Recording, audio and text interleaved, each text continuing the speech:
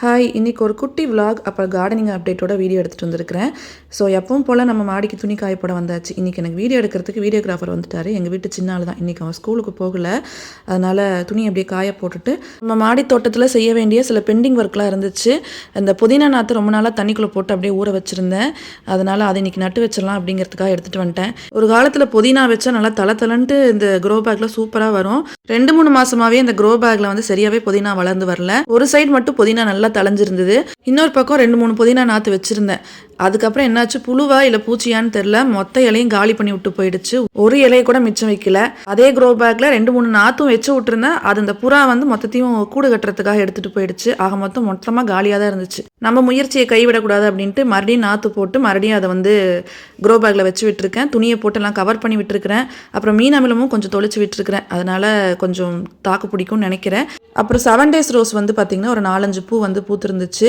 அதில் ஒரு பூ தொட்டு வீடியோ எடுக்கலான்ட்டு எடுத்துகிட்டு பார்க்கும்போது அது அப்படியே சாஃப்டான ஸ்டெம் போல இருக்குது, அப்படியே உடஞ்சிருச்சு. ஆர்வம் தாங்காத எங்கள் வீட்டு சின்ன ஆள் ரோஸ் நல்லா இருக்கேன்ட்டு ஒரு ரோஸையும் பறிச்சுட்டான். நாளைக்கு பறிச்சுக்கலாம் அப்படின்ட்டு சொல்லி வச்சுருந்தேன். அதுக்குள்ளே ஒன்று பறிச்சுட்டான். அப்புறம் 2 பூவை பறிச்சாச்சு. அடுத்த நாள் பறிக்கலான்ட்டு மீதியெல்லாம் வச்சுருக்கேன். அப்புறம் மீதியெல்லாம் கீரை, பெரண்டை இதெல்லாம் வந்து அப்புறமா சமையலுக்கு யூஸ் பண்ணிக்கலாம் அப்படின்ட்டு வச்சுருக்கிறேன்.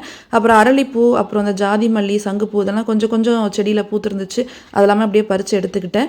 ஸோ அன்னைக்கான ஹார்வெஸ்ட் பார்த்திங்கன்னா இதுதான். நம்ம வீட்டு கிச்சனில் அன்னைக்கான லஞ்ச் ரெசிபிஸ் என்னென்னு பார்த்துடலாம் வாங்க.